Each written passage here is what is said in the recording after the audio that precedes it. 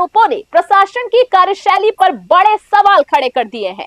मामला नगर निगम हवा महल जोन के मानपुर सड़वा क्षेत्र का है, जहां सरकारी नाले की जमीन पर कथित रूप से अवैध कॉलोनी बसाने की तैयारी की जा रही है। स्थानीय लोगों का आरोप है कि खान कॉलोनी नाम से विकसित की जा रही इस कॉलोनी में सरकारी नालों की जमीन को जेसीबी मशीनों से मिट्टी डालकर पाटा जा रहा है और इसके बाद प्लॉट काटकर बेचे जा रहे हैं। पीड़ितों का कहना है कि यह जमीन सरकारी रिकॉर्ड में नाले के नाम दर्ज है, लेकिन इसके बावजूद यहाँ खुलेआम निर्माण कार्य जारी है। क्षेत्रवासियों का आरोप है कि भूमाफिया कथित रूप से भैरव गृह निर्माण सरकारी समिति के नाम पर फर्जी पट्टे जारी कर लोगों को प्लॉट बेच रहे हैं। वहीं स्थानीय निवासियों ने बबलू उर्फ टुंटा, बंटी और जमशेद नाम के लोगों पर इस पूरे खेल में शामिल होने के आरोप लगाए हैं। सबसे बड़ा सवाल यह है कि आखिर शिकायतों के बावजूद कार्रवाई क्यों नहीं हो रही है। स्थानीय लोगों का कहना है कि उन्होंने कई बार नगर निगम हवा महल जोन और संबंधित थाने में शिकायत दी। जब भी पुलिस मौके पर पहुंचती है तो निर्माण कार्य कर रहे लोग वहां से गायब हो जाते हैं, लेकिन पुलिस के लौटते ही दोबारा निर्माण शुरू कर दिया जाता है। निवासियों का कहना है कि यदि सरकारी नाले को इस तरह पाट दिया गया तो भविष्य में जल निकासी व्यवस्था पूरी तरीके से प्रभावित हो सकती है और बरसात के दिनों में क्षेत्र को गंभीर समस्या का सामना करना पड़ सकता है। मामले की जानकारी लेने के लिए हमारी टीम ने नगर निगम हवा महल जोन के बिल्डिंग शाखा के जेईएन राजकुमार चौहान से कई बार संपर्क करने का प्रयास किया, लेकिन उनसे संपर्क नहीं हो सका। और इतना ही नहीं, जब टीम कार्यालय पहुंची तो उनकी कुर्सी भी खाली मिली। अब सवाल यह है कि क्या सरकारी नाले और सरकारी जमीन पर हो रहे कथित अतिक्रमण को रोकने के लिए कोई ठोस कार्रवाई होगी? क्या शिकायतों के बाद जो निष्क्रिय रहने वाले अधिकारियों की जवाबदेही तय की जाएगी?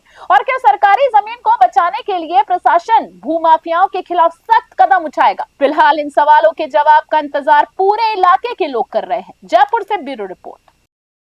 क्या मामला है? आपका नाम क्या है, अपने बताइए। महराज खान नाम है मेरा। महराज खान जी, क्या मामला है और क्या जगह है ये नाम?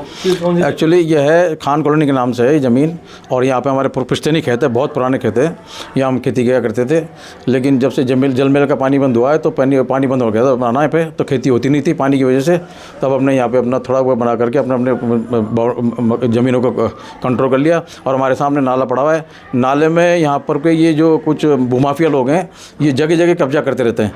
पूरे नाले को आगे से इन्होंने पहले भी बेच दिया और अभी बेच दिया, और कुछ ज़मीन पड़ी है हमारे सामने, उसमें करीब 150-200 गज ज़मीन है, इसमें ये कब्जा कर रहे हैं भूमाफिया के लोग हैं। ये एक तो बबलू है टुंटा करके नाम से बोलते हैं, और एक बंटी है और एक जमशेद है।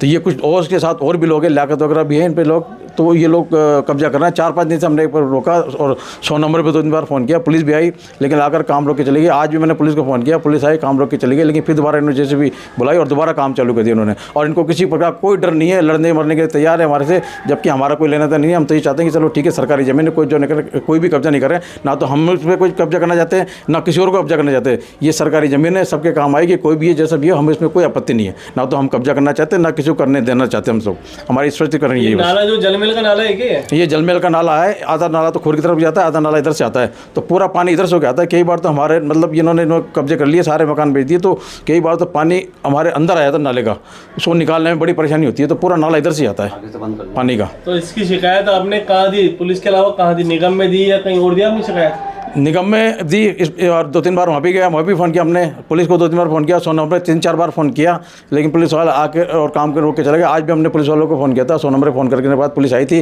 वो काम करके बंद करके चली गई, लेकिन इन्होंने दूसरा जेसीबी बना करके दोबारा काम चालू कर दिया इन्होंने। अभी तो कितने टाइम से चल रहा है काम? ये हो गया इसको करीब 15 दिन हो गए। 15 दिन से काम चल रहा है? हाँ जी। बीच में भी रोका या बराबर? बीच में नहीं, बीच में रोका, हमने शिकायत की तो कुछ दिन के लिए रोका, फिर उन्होंने कहीं जाकर के सेटिंगमेंट नहीं कर के दोबारा से काम चालू कर दिया। आज भी हम जेसीबी को रोक रहे हैं तो बोला हम खड़े ना, पुलिस वाले तो हम अपना हम देख लेंगे, तो जेसीबी को अलग हटा नहीं रहा है, वापस उन्होंने काम चालू कर दिया। और उनको किसी तरह का कोई डर नहीं है। थाना कौन सा लगता है? जयसिंहपुरा कोट थाना लगता है पे। नाम क्या बताया आपने इन लोगों का? ये एक तो बबलू है जिसको टुंटा ही बोलते हैं, और एक बंटी और एक जमशेद और लियाकत, और इसमें 4-5 लोग और भी इनके साथ हैं। क्या मांग करते हैं सरकार से आप?